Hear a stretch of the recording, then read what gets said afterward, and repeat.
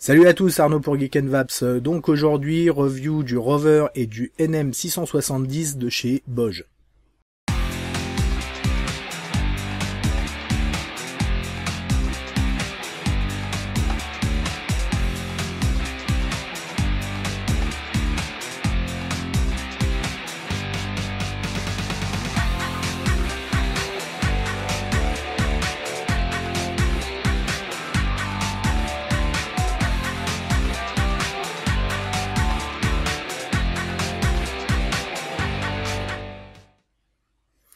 Donc le Rover et le NM670 de chez Boge est un nouveau système donc de carto ainsi qu'un tank propriétaire.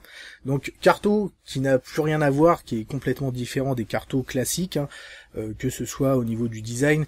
Et là on a un carto en plus en dual coil donc chez Boge, qui il me semble est une première. Les cartos Boge sont principalement en simple coil. Et donc on a un système de tank qui est propriétaire pour ce carto précisément. Donc celui-ci m'a été envoyé par la boutique e-Cigarette Paradise. Donc merci à toi Julien. C'est vraiment quelque chose de totalement différent, de totalement nouveau. On va voir, ça marche super bien. Franchement très très original. On va regarder tout de suite en gros plan un peu les détails. Donc on a un système, donc un tank qui est assez volumineux, assez joli dans l'ensemble, donc assez grand par contre, avec donc un système de deux petits trous là sur le dessus, qui est le système en fait d'airflow, un drip tip non amovible hélas. Mais bon, ça fait partie des améliorations qui pourront venir. En termes de taille, on est sur quelque chose donc voilà assez volumineux. Si on le compare avec un ProTank 2, on voit tout de suite que le ProTank 2 fait tout petit. Là on est sur du 22 mm, donc le ProTank 2 étant plus petit. Pareil si on regarde par rapport à l'AeroTank, qui est un peu plus grand pourtant, voilà, on a quelque chose encore plus grand. Et pour finir, face au gros Fogger V3, voilà, donc on est moins large, mais on reste encore plus haut, Quand même un truc assez balèze. On va donc démonter la base. Donc bon, la vis, le pas de vis, pas de souci particulier. On vient tirer l'ensemble, on regardera ça en détail. Donc la partie réservoir. Donc partie réservoir non démontable, avec un tank en verre, donc tout simple, une seule pièce. Ensuite on a donc la fameuse base avec le carto. Donc le carto c'est cette petite chose fine, donc on vient dévisser ce carto de la base, on vient tirer, il y a une sorte de petit cran, et donc on voit le carto. Donc carto plus long, plus fin qu'un carto classique, avec à sa base donc deux trous, double perçage, une connexion donc propriétaire avec le trou d'arrivée d'airflow, et un petit joint au bout, donc qui va venir se placer en gros à l'intérieur du drip tip. Voilà, donc vraiment quelque chose de différent. La base ensuite, donc 22 mm avec une connexion 510 fixe. On a un joint à la base, on a aussi des petites aspérités pour tenir, un autre joint donc au-dessus, deux larges trous, et donc c'est là-dedans que va venir se visser en fait notre carto. Donc quand on le met en place, on a une sorte de, quand on va le mettre en place, on a une résistance en fait, on voit à peine, il y a un joint en fait à l'intérieur. Et un petit joint à l'intérieur, donc pof, on vient le mettre en place et on visse. Donc ça se met en place très simplement, il n'y a vraiment aucun souci. Et on voit donc par rapport aux deux trous, de larges trous, on voit les petits trous du carto qui viennent s'aligner tout simplement là-dedans. Donc ensuite, bah tout simplement remplissage très classique, hein, comme un Cliro, hein.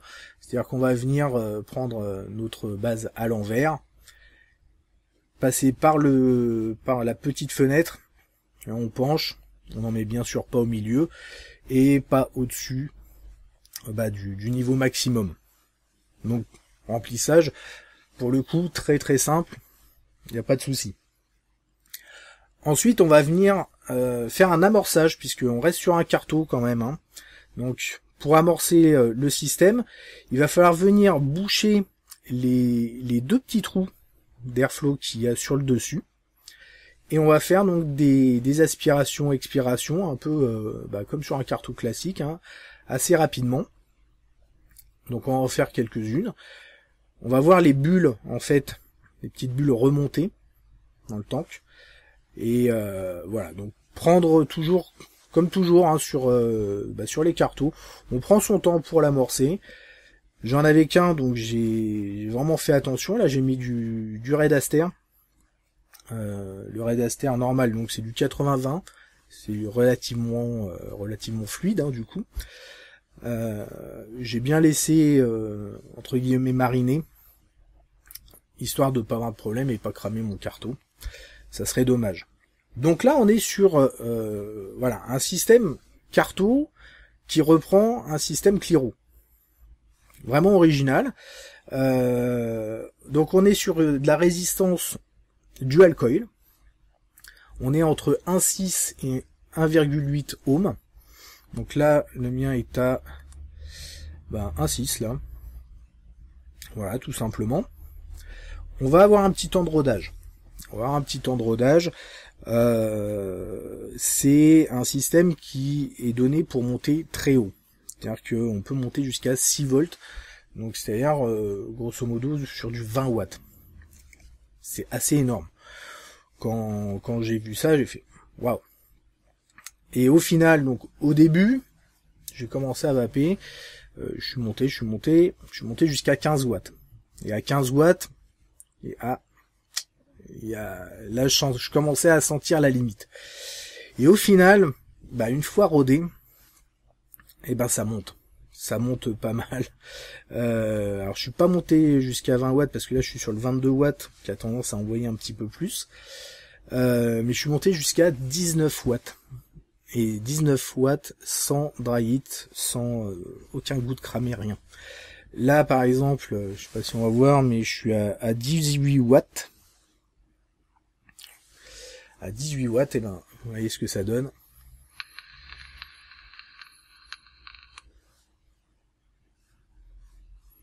Et ça marche plutôt pas mal. Alors pas beaucoup de vapeur. Je suis sur du 80-20. C'est pas ce qu'il y a de mieux.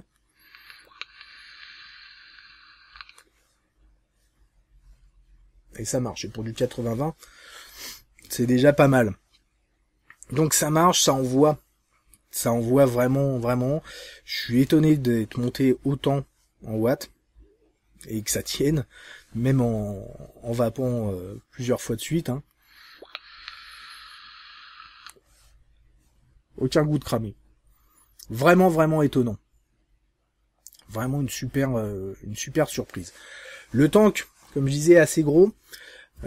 Capacité, on est à 3,5 millilitres. Donc, bonne capacité quand même.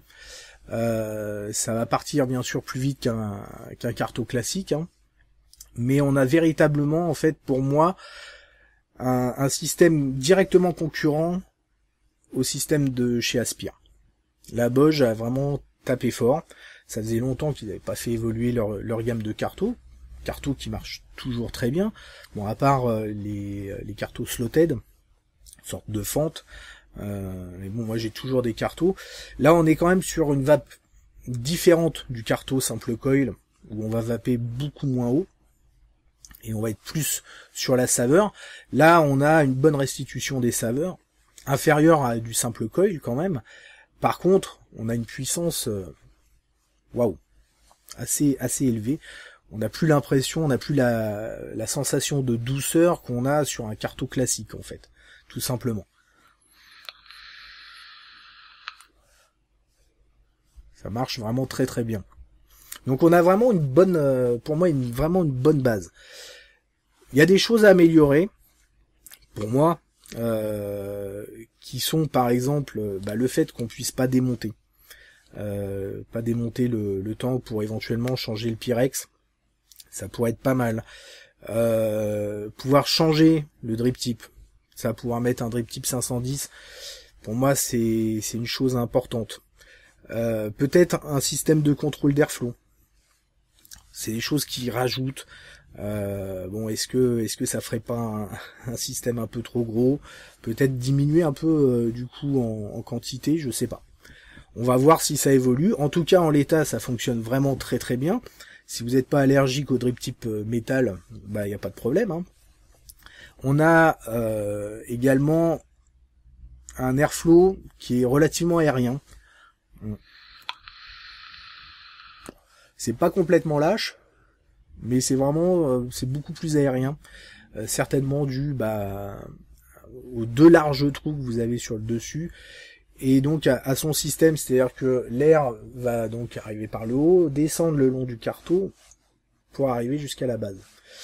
Ça a l'air de vraiment bien fonctionner. J'ai pas eu non plus de problème de glouglou, de petites fuites ou autres. Franchement, pas de souci. Peut-être, alors attention quand on va re-remplir le tank, à la rigueur, quand on va dévisser donc cette base, donc bien sûr toujours la dévisser à l'envers, faire attention parce que dans la base du coup vous allez avoir un peu de liquide, donc prévoyez un essuie-tout pour poser cette base. Vous allez perdre un petit peu de liquide, bon, pas énorme, voilà, juste petite précaution, mais après re-remplissage très rapide, du coup très simple.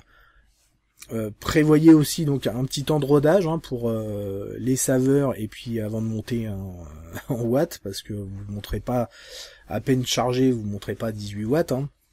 Allez-y progressivement. Mais à part ça, voilà. Très très bonne surprise.